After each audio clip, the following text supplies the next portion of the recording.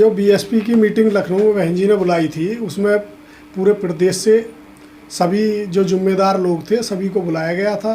तो उसमें माननीय बहन जी ने जो इलेक्शन हुआ है उसके बारे में सारी अध्ययन कर लिया है और उसके बारे में सभी कार्यकर्ताओं को बताया गया है। जहां बहुत सारे चेंजिंग की ज़रूरत है, जहाँ जहाँ बदलाव की ज़रूरत है वहाँ वहाँ बदलाव किए जा रहे हैं और नए सिरे से पार्टी को मजबूत करने के लिए सभी जो जिम्मेदार लोग हैं वो सभी लोगों को मिलजुल करके मजबूत पार्टी को करना है। तो बदलाव नहीं हुए कुछ खास तरीके से? कुछ बहुत सारी कमियां हैं, उन कमियों को दूर करा जाएगा और उसके कमी को दूर करने के लिए माननीय बहन जी लग गई हैं और उन कमियों को बहुत जल्द ही दूर करा जा रहा है और धीरे धीरे संगठन बहुत आगे बढ़ जाएगा, जल्दी ही आगे बढ़ेगा। क्या कमी मैम नजर आई पूरी समीक्षा बैठक में? नहीं, कमियां एक कमी नहीं है, कुछ धीरे धीरे बहुत सारी कमियां हैं जिनको सुधार की ज़रूरत है, तो उनमें सुधार किया जा रहा है और सुधार करते हुए पार्टी को बहुत जल्द ही जो आने वाले इलेक्शन है उनमें आपको देखने को मिलेगा कि पार्टी बहुत मजबूती के साथ शीर्ष पर दिखाई देगी। आपको नहीं, रणनीति क्या है, कैसे मजबूत दिखाई देगी? पहले जो संगठन जो हमारे लोग हैं सबको एकजुट करके जोड़ा जाएगा। जो लोग इधर उधर चले गए हैं किसी गलतफहमी के कारण उन सबको भी जोड़ा जा रहा है और उनको जोड़ करके और उसके साथ साथ जो दूसरे समाज के लोग हैं उनके साथ सही भाईचारे के साथ अच्छे भाईचारा बना करके उन लोगों को सबको अपने साथ जोड़ते हुए वह पार्टी को आगे बढ़ाया जाएगा। दूसरा समाज कौन सा समाज का आपका? दूसरे जैसे ओबीसी है, एससी है, एससी समाज की दूसरी जातियां हैं और ओबीसी समाज है, मुस्लिम समाज है और अदर जो समाज है उन सबको जोड़ करके पार्टी को मजबूत किया जाएगा। लेकिन सर कहा जा रहा था समीक्षा बैठक के बाद कि बदलाव होंगे पार्टी में, हाँ, बहुत सारे लेवल पर, लेकिन ऐसा कुछ नजर तो आया नहीं। वो अभी आप लोगों को नज़र नहीं आ रहा है लेकिन बहुत बड़े लेवल पर बदलाव हुआ है और भी होगा, तो इसलिए इसमें परेशान होने की कतई ज़रूरत नहीं है। हम लोगों को केवल अपनी निष्ठा के साथ, अपनी ईमानदारी के साथ जो काम माननीय बहन जी जिस व्यक्ति को दे रही हैं, जिस कार्यकर्ता को दे रही हैं, जिस पदाधिकारी को दे रही हैं, वो अपना अपना काम करता चला जाएगा तो पार्टी जल्द ही जो आने वाले इलेक्शन है उसमें अब दिखाई देगी। तो पहले ईमानदारी से काम नहीं दिया था क्या? सब लोग अपनी ईमानदारी से काम कर रहे थे, कुछ लोगों की गलतियां रही होंगी तो उसको सुधार करते हुए उनमें बदलाव करा जा रहा है। उसको आपने जिम्मेदारी दे दी, राजकुमार को दे दी, प्रताप को दे दी, ये तो पहले भी थे आपके, फिर इन्हें जिम्मेदारी दे दी? नहीं, देखिए संगठन में जो लोग बदलाव होते हैं कि बदलाव में कुछ लोगों को बदलाव जिस लेवल पर किया गया है माननीय बहन जी ने अपने हिसाब से बहुत अच्छा बदलाव किया है और उनके नेतृत्व में जो माननीय बहन जी के नेतृत्व में, चूंकि माननीय बहन जी की गाइडलाइन के तहत उनके नेतृत्व में काम होता है तो माननीय बहन जी जो बताएंगी उसी के तहत उन लोगों को काम करना, उन्होंने ही हमको उसी हिसाब से डायरेक्शन देनी है। उसी के बदलाव के साथ साथ बहुत कुछ बदलाव हो रहा है और नीचे के लेवल पर भी बदलाव हो रहे हैं, तो जो बदलाव हो रहे हैं वो पार्टी के हित में और पार्टी मजबूत करने के लिए नए लोगों को मौका मिलेगा, लेकिन वो तो नहीं मिला किसी को मौका। नहीं, नए लोगों को बहुतों को मौका मिल रहा है और नए लोग जो हैं संगठन में बहुत परिवर्तन के साथ, जैसे मंडल पर लोग लगे हुए हैं, मंडल स्तर पर या जिला स्तर पर बहुत सारे लोगों को लगाया जा रहा है। जिला स्तर पे मिलेगी नए लोगों की जिम्मेदारी, राष्ट्रीय स्तर पे मिलेगी? दोनों जगह मिल रही है, बड़े राष्ट्रीय स्तर पर भी है और मंडल स्तर पर भी है और जिले लेवल पर भी है। लगा तो नहीं सर ऐसा आप कह ही आपको नहीं लग रहा है वो एक अलग बात है, पता ना आपको क्यों नहीं लग रहा है, लेकिन माननीय बहन जी ने जो बदलाव किए हैं वो बड़े उपयुक्त और बहुत अच्छे बदलाव किए हैं। उसमें आपको आने वाले इलेक्शन में इस नेता हो गए थे मुंका दली, ये फिर नहीं, निष्क्रिय कोई नहीं था, निष्क्रिय कोई नहीं था, ये आपको गलतफहमी, निष्क्रिय हो गए सब लोग जहाँ जहाँ बहन जी ने जिम्मेदारी दी थी। चूंकि आप लोग पश्चिम में रहते हैं, इधर की बात कर रहे हैं, नोएडा दिल्ली के इर्द गिर्द की, इसलिए आपको लग रहा था जहाँ उनको जिम्मेदारी दी हुई थी वहाँ पर वो बखूबी अपना काम कर रहे थे, मजबूती के साथ कर रहे थे।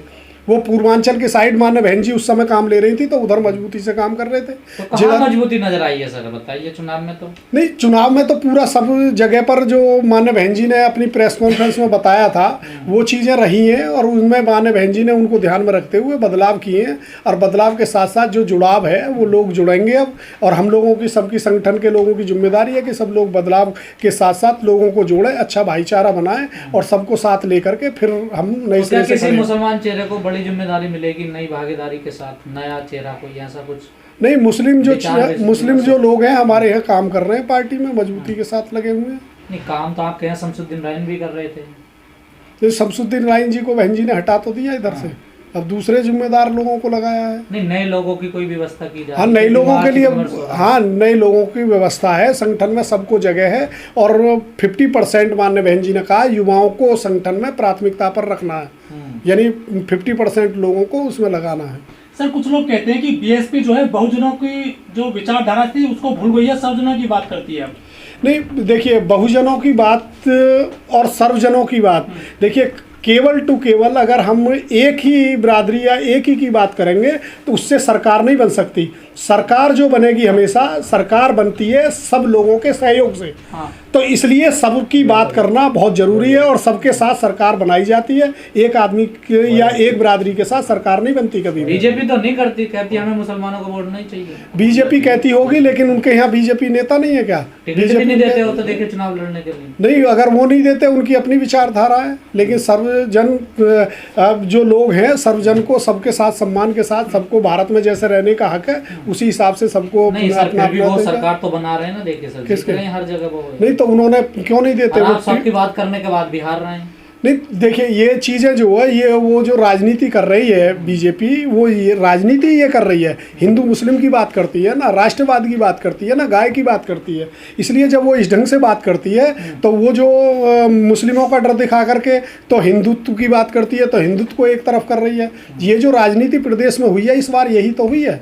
बाबा साहब की भी बात कर रहे हैं, वो देख लीजिए। नहीं, बाबा साहब की जो बात कर रहे हैं, बाबा साहब का तो केवल ढोंग कर रहे हैं वो। बाबा साहब की बात करते तो वो लोग हों या कांग्रेसी हों, दोनों में से कोई भी हो, दोनों एक की थाली के चट्टे बट्टे हैं, कोई फर्क नहीं है। वो उससे भी बड़ी वाली है। ये तीनों प्रोडक्ट केवल आरएसएस के प्रोडक्ट हैं, चाहे आम आदमी पार्टी हो चाहे बीजेपी हो। आरएसएस का मकसद है कि अगर बीजेपी से हटें तो आम आदमी की तरफ चले जाएं। समझ गए? केवल इसलिए केवल वो बात कर रहे हैं, बाकी अन्य तो कुछ नहीं है। अन्य तो देखिए, एक बात आप, अरे सुन लीजिए, वो जो भी बनवा रहे हैं वो ढोंग कर रहे हैं। क्या बाबा साहब के नाम पर कोई उन्होंने कुछ बड़ा बनाया है? स्टैचू कितनी बड़ी बनवाई है। पार्कों के नाम पे तो बीजेपी और सपा मिलकर के जो स्टैचू इन्होंने लगवाई थी वहाँ पर पटेल साहब की, उसका चौथा ही हिस्सा भी माननीय बहन जी ने यूपी के पार्कों में नहीं लगवाया महापुरुषों के नाम पर। उसके लिए तो चीखते पड़े गए कि पत्थरों में पैसा लगाया, वहाँ एक मूर्ति में इतना पैसा लगा दिया जितना कि पूरी यूपी में महापुरुषों के नाम पर नहीं लगा। तो ये जो चीज़ें हैं, ये केवल दिखाने का कुछ और करने का कुछ, ये चीज़ें हैं, ये जो नुकसान है इससे। लोग कह रहे हैं कि बीएसपी में लोकतंत्र नहीं है। बीएसपी में ही लोकतंत्र है, बाकी किसी में लोकतंत्र नहीं है। और मैं आपको इसका उदाहरण बता देता हूं। जब बीएसपी की सरकार बनती है तो बीएसपी में हर बिरादरी का व्यक्ति मंत्री, हर जाति का व्यक्ति मंत्री, एमएलए, एमपी बनता है। और जो देखिए, दूसरी जो पार्टियां हैं उनमें चाहे समाजवादी पार्टी हो या बीजेपी हो, बीजेपी ने अभी एमएलसी इलेक्शन हुआ, कितने दलितों को एमएलसी बनाया है, कितनों को नॉमिनेट करा है। और दूसरी बात, मैं सपा की बात कर लें, सपा ने दलितों के कुछ चेहरे गए थे, कुछ नेता भागे थे या ओबीसी के गए थे, उनमें से कितनों को उन्होंने एमएलसी का टिकट दिया है। आम आदमी पार्टी की बात कर लीजिए, राज्यसभा के सांसद बनाने में 5 सांसद उन्होंने राज्यसभा भेजे, उनमें से कौन सा दलित को भेजा है जो। और सबसे बड़ी दुर्भाग्य की बात ये, कुछ लोग गलतफहमी के साथ आम आदमी पार्टी की बात कर रहे हैं, बाबा साहब के किरदार को वो एक नाटक बता रहा है। सबसे बड़ी दुर्भाग्य की बात है कि बाबा साहब का जो किरदार है, जो बाबा साहब का सीरियल चल रहा है या वो जो वहाँ करा रहा है, उसको एक नाटक का रूप दे रहा है, नाटक बोलता है। वो नाटक थोड़ी है, नाटक थोड़ी है वो सच्चाई है। सच्चाई को नाटक थोड़ी कह दोगे आप। जब सर इतना उन्होंने गलत शब्द बोले बाबा साहब, तो आपने तो विरोध नहीं किया? किसको?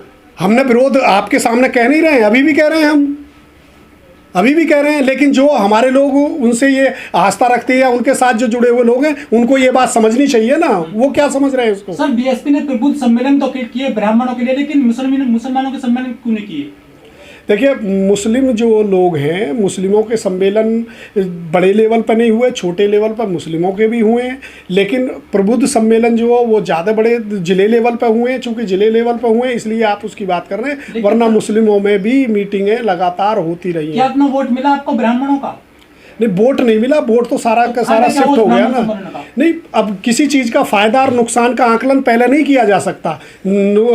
आकलन किया जाता, राजनीति संभावनाओं का भी एक खेल है, हर चीज़ प्रैक्टिकल किए जाते हैं। बार बार प्रैक्टिकल किए जाते हैं, और जब प्रैक्टिकल करते हैं तो उससे कुछ कड़वे और कुछ अच्छे दोनों तरह के अनुभव मिलते हैं, उनको इस्तेमाल किया जाए। 2010 से प्रैक्टिकल 2010 से नहीं कर रही है, बीएसपी प्रैक्टिकल कर रही है 1984 से, जब से पार्टी बनी है। ये आप गलत कह रहे हैं कि 2010 से प्रैक्टिकल कर रही है, और तभी से करती चली आ रही है 84 के बाद से। ये पैगाम है भारत के हर कंटेंट क्रिएटर के नाम।